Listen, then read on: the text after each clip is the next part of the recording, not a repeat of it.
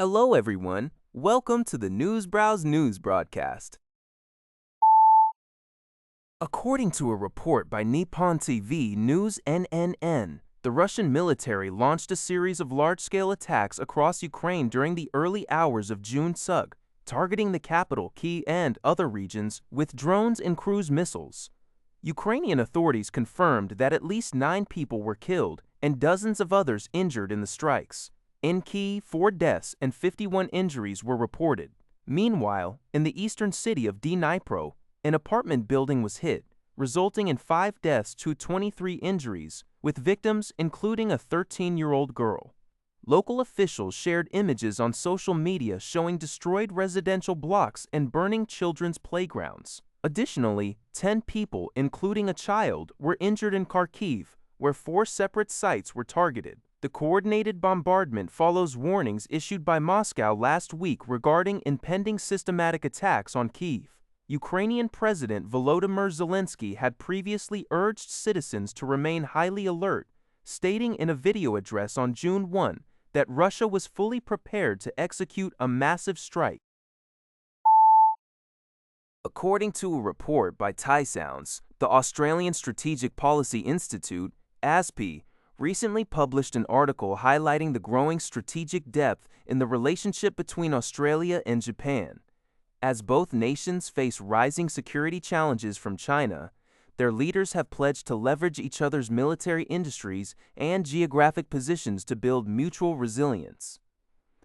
The article explains that Japan, located at the forefront of potential regional conflicts, faces vulnerabilities to its defense infrastructure from potential missile attacks. To mitigate these risks, Japan can disperse its defense production to Australia. Conversely, Australia's vast geography, though historically isolated, now requires Japan and the First Island chain as a defensive shield. Furthermore, Japan's advanced technology and stable capital are poised to revitalize Australia's defense industry. A key example of this synergy is Australia's procurement of Japan's upgraded Mogami-class frigates, which are partly assembled in Western Australia. The ASPI analysts suggest that such collaborations could transform Western Australia into a regional naval manufacturing hub, though both countries must actively manage potential diplomatic friction and counter-narratives from China. According to a report by Liana Zaobao, Australia has announced a 4.75% increase in its minimum wage starting July 1, 2026. This adjustment brings the minimum weekly wage to 1,004.9 Daro Australian dollars, approximately 919 Singapore dollars, and the hourly rate to 26.44 Belita Jakbal. The decision is expected to benefit around 3 million workers nationwide. The Fair Work Commission stated that the increase aligns with the central bank's inflation forecasts, aiming to protect the purchasing power of low-income earners. However, the final figure remains below the 5% to 6% hike requested by trade unions.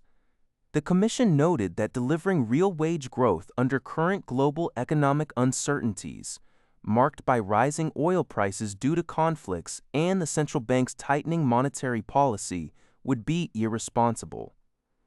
Australia's inflation rate hit 4.1% in the first quarter and is expected to peak at 4.8% in the second quarter. To combat inflation, the central bank raised rates 3 times this year to 4.35%. High rates are successfully cooling consumer demand, as shown by lower household spending and a slight rise in unemployment, leading markets to expect a mere 6% chance of another hike in July. According to Asahi Shimbun, UN Secretary-General Antonio Guterres has submitted a proposal to the Security Council to maintain a UN presence in southern Lebanon after the United Nations Interim Force in Lebanon, UNIFIL, completes its mission at the end of this year. UNIFIL has been monitoring the border region amid incursions by Israel and ongoing clashes with the pro-Iranian Shiite group Hezbollah. Due to the high necessity of continuous monitoring In the volatile border region, Guterres has presented 3 alternative monitoring options that involve a smaller force than the current 7,500 personnel. The final decision rests with the Security Council. A major focus of interest is how the U.S. Trump administration, which has previously pushed for the termination of the peacekeeping activities, will respond to this new proposal.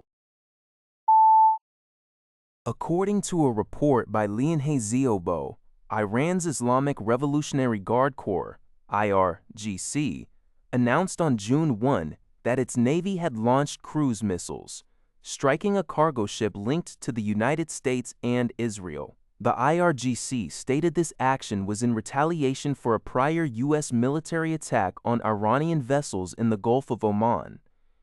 Although the statement did not detail the casualties or the extent of the damage, the IRGC issued a stern warning that any future U.S. aggression in the region would face a resolute response. Meanwhile, the United Kingdom Maritime Trade Operations, UKMTO, reported that a cargo ship was hit by an unidentified projectile and experienced a major explosion near southern Iraq in the Persian Gulf.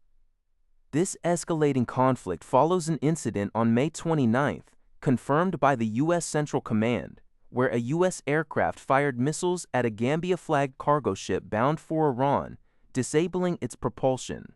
The ongoing series of retaliatory strikes highlights the rapidly growing military tensions between the U.S. and Iran in these crucial waterways. That's all for this video. Thank you for watching. See you in the next video.